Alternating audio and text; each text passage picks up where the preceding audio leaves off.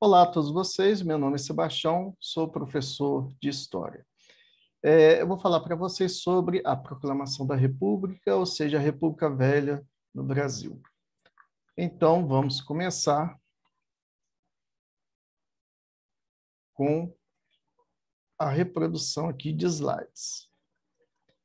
Capítulo 1, a Proclamação da República.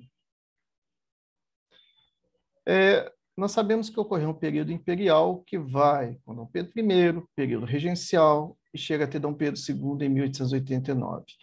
A partir do dia 15 de novembro de 1889, nós vamos ter a proclamação da República realizada pelo Marechal Deodoro da Fonseca. E de 1889 a 1894, como nós podemos ver aqui no slide, há um período denominado de República da Espada, onde nós teremos marechais, né, ou seja, militares no poder, até 1894.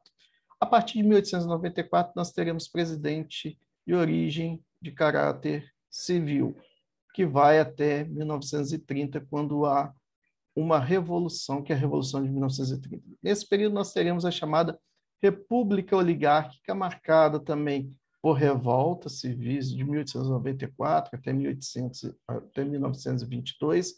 Em 1922 até 1930, nós vamos ter revoltas tenentistas, que são os tenentismos, e em 1909 de 1992, a Semana da Arte Moderna. Bom, como é que ocorreu essa passagem do período monárquico para o período republicano?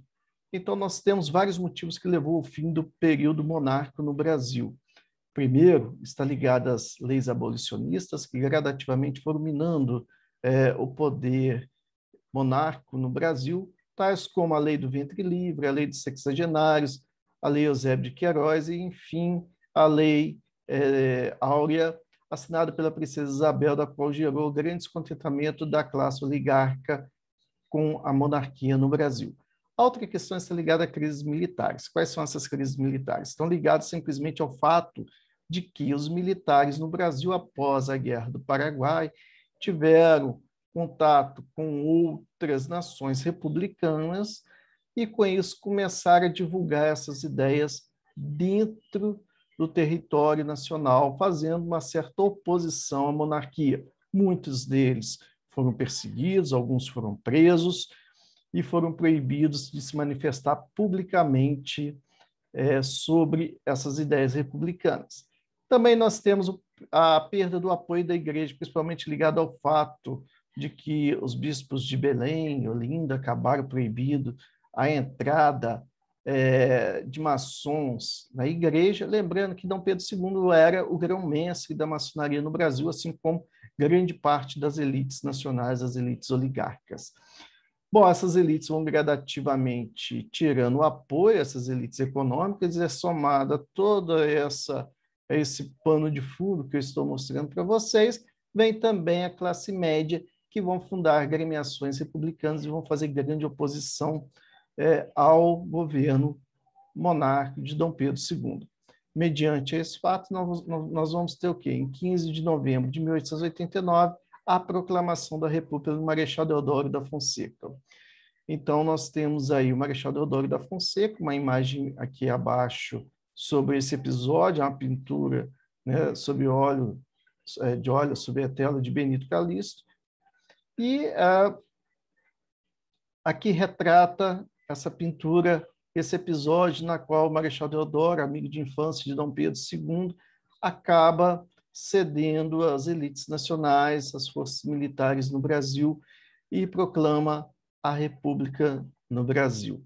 Essa República foi, de certa forma, proclamada provisoriamente, mas havia possibilidade de, daí a alguns anos, ocorrer um plebiscito na qual a população iria escolher monarquia ou, né, a república ou presidencialismo.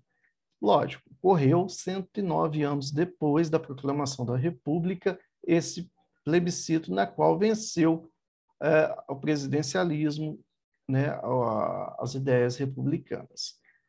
Bom, e aí nós temos um período marcado aí né, pela criação de um mito, de um herói nacional. Quem seria esse herói nacional para poder simplesmente governar o Brasil? Então, nós temos toda uma criação mitológica de como seria a criação desse mito.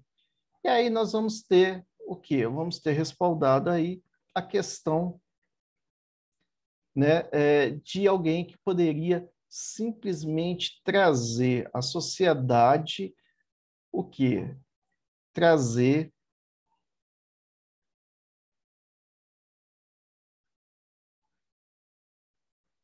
vamos lá, o quadro.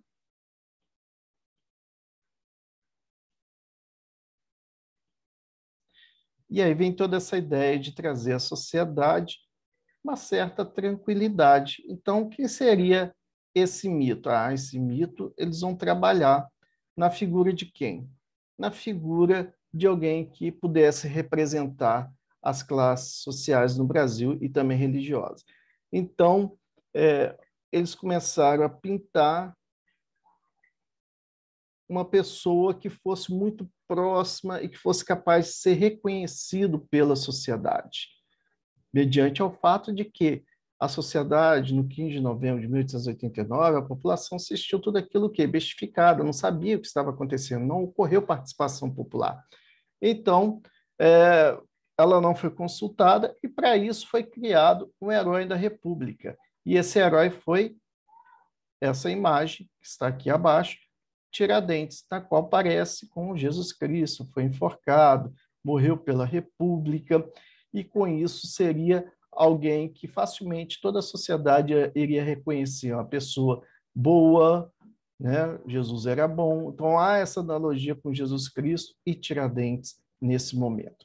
Bom, e aí nós temos os militares no poder, que é a República da Espada, que vai de 1889 a 1894. De um lado, o Marechal Deodoro da Fonseca, do outro lado, o Marechal Floriano Peixoto. Com isso, nós temos esses presidentes militares. O Marechal Deodoro da Fonseca vai nomear o Rui Barbosa como ministro da Economia, visando uma industrialização do Brasil, autorizando a emitir papel moeda para emprestar esse dinheiro à sociedade, visando o quê? A investimento desse dinheiro no processo de industrialização no Brasil. Essa política vai ficar conhecida como política do encilhamento, na qual simplesmente nós teremos a falta de lastro para manter esse papel moeda em circulação. E isso vai fazer com que haja inflação, falência de empresas, e ele acaba se demitindo, Rui Barbosa. Bom, por outro lado, em 1891 vai ser aprovada a Constituição Republicana, e vai estabelecer a separação entre o governo e também a Igreja Católica, tendo em vista que vigorava até esse momento o sistema de padroado, porque quem pagava os salários dos religiosos no Brasil era simplesmente a igreja, o Estado. E agora vai haver a separação entre Igreja e Estado, mas o Estado brasileiro ainda continua católico, apostólico, romano. E com isso também vai passar a existir o voto censitário, onde somente homens maiores de 21 anos, alfabetizados, poderiam votar. Diante desses fatos, né, vai acabar gerando uma série de pressões dentro do Congresso, principalmente pelo fato da primeira revolta da Armada, e que vai gerar a renúncia do Marechal Deodoro da Fonseca, assumindo seu vice, Floriano Peixoto. Então, nós vamos ter o Floriano Peixoto assumindo, ele vai ser conhecido como Marechal de Ferro, né? Na qual simplesmente ele vai lidar com a segunda revolta, com a primeira e a segunda revolta da Armada, ele vai vencer, de certa forma, essas rebeliões, porque a Armada brasileira, que é a Marinha Imperial, não participou desse processo de ruptura e de proclamação, né, a ruptura do sistema político e proclamação da República, e com isso nós vamos ter aí o almirante Custódio de Mello liderando essa revolta na Marinha Brasileira, na qual simplesmente vão fazer com que eles acabam se unindo na revolta federalista no sul do Brasil, e acabam sendo ambos derrotados em 1894 pelo Floriano Peixoto. E, com isso, a capital, né, no Rio Grande do Sul passa a se chamar Florianópolis, né? E, com isso, nós teremos o quê? Nós temos aí a Revolta Federalista, que ocorreu no Rio Grande do Sul, onde maragatos e federalistas vão se armar e vão lutar. Estão lutando contra os federalistas, aí, estão lutando contra o governador Júlio de Castilhos, que via aí, de certa forma, o Rio Grande do Sul como, como uma posse dele, como uma grande fazenda dele. E ele aproveitava da sua situação como governador do estado e simplesmente impunha as suas... ele acabava sendo sucessivamente reeleito e, com isso, gerava descontentamento social no Rio Grande do Sul, na qual acaba simplesmente culminando com essa revolta, que vai acabar sendo a revolta federalista, no caso, contida pelo Marechal Floriano Peixoto.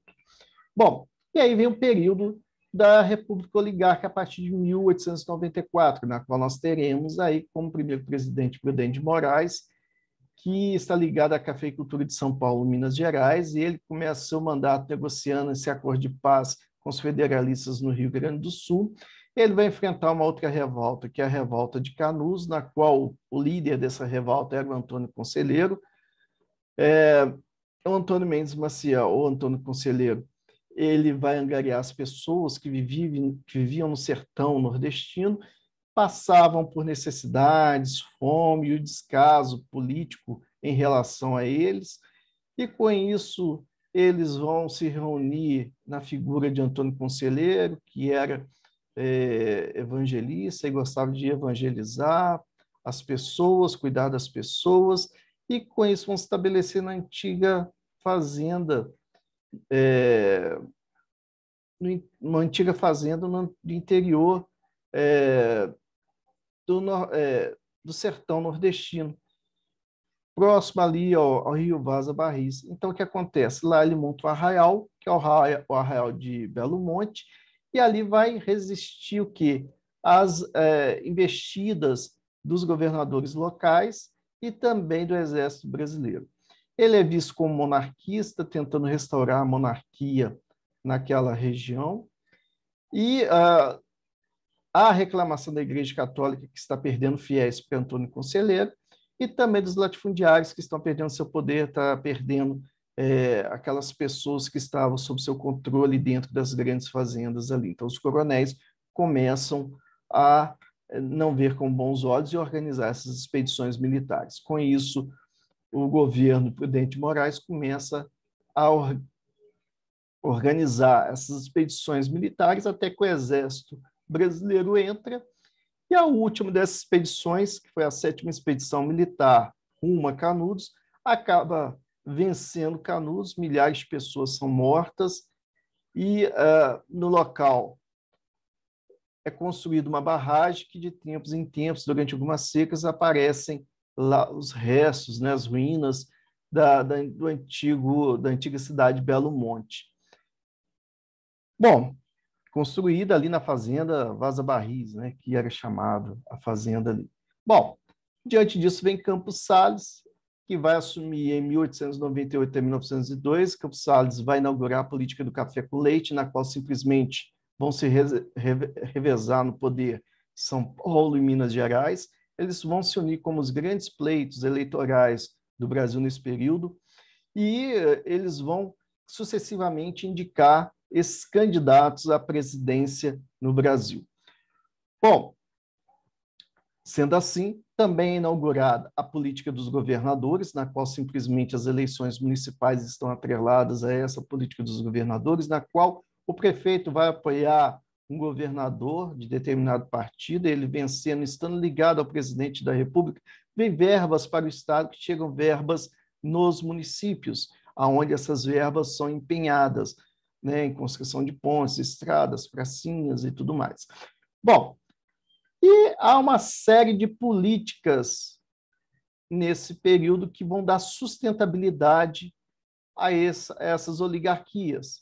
Então, dentre elas, nós temos o coronelismo, na qual simplesmente esse termo vem do ato adicional de 1824, na qual simplesmente deu poder a esses latifundiários que ganharam o título de coronéis e ali criaram dentro de suas fazendas certo movimento armado. Então, a Guarda Nacional era articulada por esses coronéis que armavam as pessoas dentro de suas fazendas. E, ao mesmo tempo, nós vamos ter ali outras políticas, né, que vão ligar às eleições, que vão estar ali atreladas às eleições, tanto municipais, estaduais e presidenciais, que são o quê? São os currais eleitorais, na qual, por meio do compadrio, esses grandes latifundiários vão conseguir fazer com que as pessoas simplesmente votem no candidato indicado por eles, por meio de compra de remédios, doação de cobertores. Muitas das vezes, esses latifundiários vão ser padrinhos dos filhos, das pessoas que vivem lá nas fazendas, e com isso gera laços e alianças que vão ser garantidos principalmente pelo chamado voto de cabresto, que é a imposição ao voto. Então, nós temos um período marcado também pela corrupção eleitoral, onde pessoas mortas iam votar, as pessoas votavam mais de uma vez, e esse era o sistema político desse período da República. Bom, e aí nós temos essas oligarquias que, ao mesmo tempo, têm aí um projeto contra os opositores, que é a chamada degola. Então, eles impediam que determinados candidatos assumissem, tomassem posse, seja ele um vereador, prefeito, e com isso eles tiravam a oposição, quem não apoiava essas oligarquias em si, do poder. E isso não corria o risco dessas pessoas criarem leis ou simplesmente se oporem ao poder oligárquico local. À esquerda, nós temos aqui a imagem do voto de Cabresto, que é uma charge de 1927, e à direita aqui é um desenho do Arraial de Canudos, ou seja, a cidade de Monte Belo, né? O Belo Monte, desculpa. Depois vem, de 1902 a 1906, o governo de Rodrigues Alves. Rodrigues Alves ele vai simplesmente realizar a transformação na cidade do Rio de Janeiro, na qual simplesmente vai começar a colocar abaixo os cortiços e casarões. Esses cortiços são colocados abaixo, chamado bota abaixo, com a finalidade de um projeto arquitetônico e urbanístico para a cidade do Rio de Janeiro, que vai ser empenhado pelo engenheiro Paulo de Fortini. Por outro lado, ao mesmo tempo, vem um projeto na área da saúde, ligado aí a Oswaldo Cruz, com a finalidade de diminuir as epidemias que matavam aí milhares de pessoas no Rio de Janeiro. E com isso vem um projeto de vacinação obrigatória, na qual vai estar apoiado nas brigadas sanitaristas o médico Oswaldo Cruz, aonde vai forçar a população carioca a se vacinar contra a peste bubônica, a febre amarela, a varíola. Lembrando que no século passado surge, né, que é o século XIX, as vacinas. Nós estamos aqui no início do século XX e esse processo de vacinação vai ser introduzido no Brasil a partir desse período. O que acontece? Acontece que vai haver uma grave crise social, não só na economia do Brasil, mas também no âmbito mundial, mas também vai haver uma crise social no Rio de Janeiro, na qual está ligada simplesmente ao fato de que, primeiro, a promessa dos governos anteriores aos militares que lutaram na Guerra de Canudos, em 1897, de que aqueles que conseguissem voltar da guerra teria assegurado pelo governo federal uma residência. Só que o governo federal não deu essa residência. O que eles fizeram? Eles foram até o porto do Rio de Janeiro, tinha vários caixões de madeira, pegaram a madeira desses caixões, subiram o Morro da Providência, no Rio de Janeiro, e fundaram a primeira favela da história do Brasil. Lembrando que esse período, a maior parte da população brasileira, mais de 90% da população brasileira, vivia na zona rural. Atrelado a isso, o que acontece? Com esse processo de derrubada dos cortiços e casarões, que é o projeto urbanístico do Rodrigues Alves, depois que sucedeu Campos Salles, vem o quê? Vem ocasionar com que essas pessoas percam seus lares e elas também subam os morros no Rio de Janeiro e formem outras tantas favelas no Rio de Janeiro. E para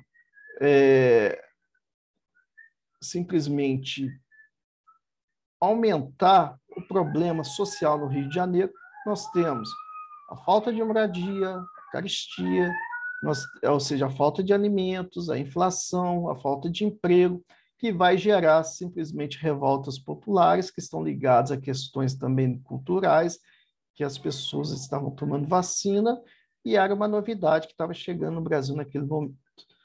E aí o que acontece? As pessoas vão sair nas ruas, vão protestar e simplesmente vai haver confronto com o exército, teremos dezenas de mortes, centenas de presos, fazendo com que o Rodrigues Alves simplesmente venha cancelar a vacinação obrigatória no Rio de Janeiro. Após aí vai ser sucedido por Afonso Pena, de 1906 a 1909, vai falecer e vai assumir Nilo Peçanha, de 1909 a 1910, que vai construir a estrada de ferro no norte do país, que vai ligar a Bolívia, que é a estrada de ferro Madeira-Mamoré. Bom, depois serão cedidos pelo Marechal Hermes da Fonseca, de 1910 a 1914.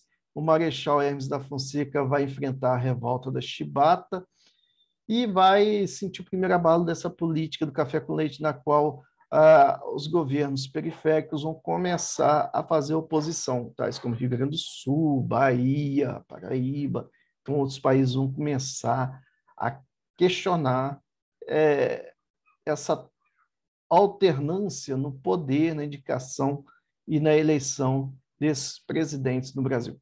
Tem a revolta da Chibata está ligada aos castigos corporais na Marinha de Guerra Brasileira, na qual não foram abolidos, as péssimas condições de trabalho, como também está ligada às péssimas condições de alimentação e esses castigos físicos aos marinheiros, que em sua quase totalidade eram de origem negra. Com isso, ocorre essa revolta durante o governo de Hermes da Fonseca, e na qual está ligado as chibatadas tomadas por um marinheiro nesse período, e João Cândido vai assumir a liderança dessa revolta em um dos encouraçados, que é um navio de metal da Marinha de Guerra brasileira desse período, e era um dos navios mais modernos do mundo. Então, o João Cândido vai ficar conhecido como almirante negros, eles vão simplesmente expulsar os oficiais, alguns oficiais serão assassinados por eles, e com isso vão exigir melhores condições de trabalho, alimentação e final desses castigos físicos dentro da Marinha de Guerra. Hermes da Fonseca vai aceitar anistiar esses marinheiros quando eles desembarcam dos encouraçados e dos outros navios de guerra que aderiram, os encouraçados de São Paulo e Rio de Janeiro, são 2 deles. Eles vão acabar sendo presos, muitos vão ser colocados sob uma marcha forçada do Rio de Janeiro ao Acre, onde ficarão presos. Muitos deles morrem nessa marcha forçada, e alguns serão presos na Ilha das Cobras, como João Cândido, na qual é libertado na década de 30, se eu não me engano, e vai morrer na década de 60 no anonimato numa favela, onde ele morava, claro. Bom, com isso, após a revolta da Chibata, nós temos um grande período que corresponde já ao final do século XIX, vai até meados, até Era Vargas, quase meados do século XX, que é chamado cangaço, que eram bandos de cangaceiros armados, principalmente pelos coronéis locais no Nordeste, por essas oligarquias, com a finalidade de quê? com a finalidade de grilhagem de terra ou simplesmente expulsar pequenos proprietários de terra de forma a ampliar a sua fazenda. A partir do século XX, o cangaço vai correr de forma livre, ou seja, as pessoas já estão armadas, não seguem mais a política dos coronéis, dessas oligarquias, e vão agir de forma independente. Um dos mais conhecidos cangaceiros desse período foi o Bando de Lampião, que foi casado com Maria Bonita, e tinha um Corisco lá, que era um dos seus encarregados famosos, que atuaram de 1920 a 1930. Porém, ele acaba sendo traído, eles são cercados em 1930 e são mortos aí pelo Exército Brasileiro. O cangaço vai ser completamente extinto no Brasil por volta de 1940. A partir de 1940 não vão existir mais cangaceiros, grupos armados com essa finalidade no Nordeste brasileiro. Bom, o Contestado, que vale a pena aqui falar de um documentário, que vale a pena ser visto no YouTube, que é da TV Brasil, né? Caminhos do Contestado, uma guerra esquecida, né? Fala sobre a construção de uma estrada de ferro numa região de litígio entre as fronteiras dos estados do Paraná e Santa Catarina. Vai durar de 1911 a 1915, tem líderes religiosos ali, que, no caso, vale destacar o José Maria, e com isso que acontece, as pessoas estão sendo expulsas de suas terras para a construção dessa ferrovia, ao descaso dos governos locais e também federal, com a sociedade que vivia naquela região.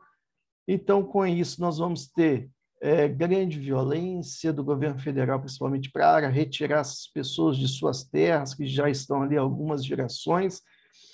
Essa resistência vai fazer com que sejam formadas, né, comunidades, cidades, né, religiosas ali naquela região entre Santa Catarina e o Paraná. Eles vão lutar contra o Exército Brasileiro e acabam vencidos em 1915, onde milhares de pessoas são mortas, ou seja, mais de 20 mil pessoas são mortas nessa guerra conhecida como Guerra do Contestado. E depois vem Venceslau Braz, que vai participar da Primeira Guerra Mundial, vem surgindo durante o seu governo aí a primeira grande greve geral no Brasil em 1917, com tendências políticas, né, comunistas, socialistas, anarquistas, onde esses trabalhadores vão ganhar espaço na sociedade, vão surgir vão fortalecendo gradativamente os sindicatos. Depois vem Epitácio Pessoa, que vai governar de 1919 a 1922, onde simplesmente vai ser marcado pela oposição dos militares a essa política das oligarquias estaduais. E aí nós teremos o quê? O início com Arthur Bernardes, que vai governar de 1922 a 1926, das revoltas tenentistas no Brasil, onde eles vão reivindicar o quê? Mudanças políticas, eles vão querer o ensino público, gratuito, obrigatório para a sociedade, eles vão lutar pelo fim da corrupção eleitoral. Então, há uma série de diretrizes que esses militares de média e baixa patente vão passar a lutar no Brasil. A primeira rebelião foi em 1922, que foi a revolta do Forte Copacabana, onde 17 militares vão enfrentar as tropas do governo federal nas ruas da capital do Rio de Janeiro, ou seja, na praia ali de Copacabana.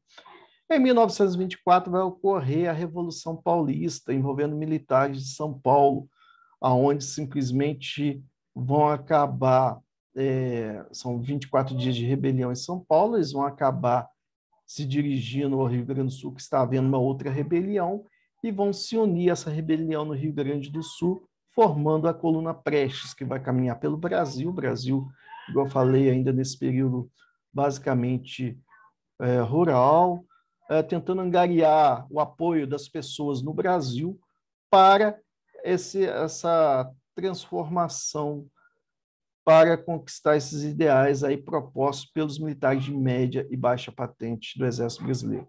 São cerca de 3 mil militares, aproximadamente, que vão simplesmente acabar se movimentando, né, mais de 20 mil quilômetros aí, no interior do Brasil, no território brasileiro, vai ficar conhecido como uma coluna invicta, porque nunca foram derrotados pelo exército brasileiro, e acabam se dissolvendo, entrando na Bolívia, principalmente, e no Paraguai, em 1927. Nós também temos, nesse período, a industrialização e a organização operariada, então nós vamos ver aí o surgimento de pequenas e médias indústrias, indústrias de bem de consumo não durável, como de cerveja, de produtos alimentícios, indústrias também voltadas para a metalurgia. A siderurgia não surge nesse período, ela vai surgir somente com a Era Vargas. E também nós vamos ver um período marcado pelo surgimento da indústria têxtil, desenvolvimento da indústria têxtil, que é o que é a transição do capital que está ali no café para a industrialização. E com isso nós vamos ver forte transição na região de São Paulo, que vai se industrializar de uma forma forte no Brasil, ganhando aí, de certa forma, um certo pioneirismo na indústria do Brasil.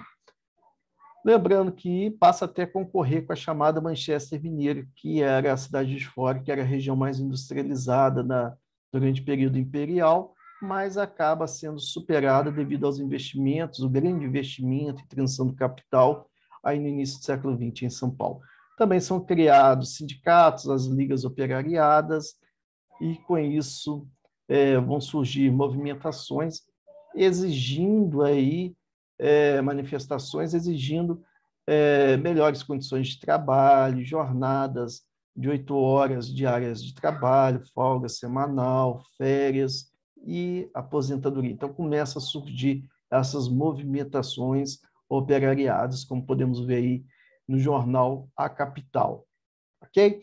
Então, ficamos por aí, terminamos então aqui esse slide falando um pouquinho sobre a Primeira República e a gente se encontra numa próxima aula aí falando sobre a Era Vargas. Até breve, um grande abraço a todos vocês aí e até a próxima.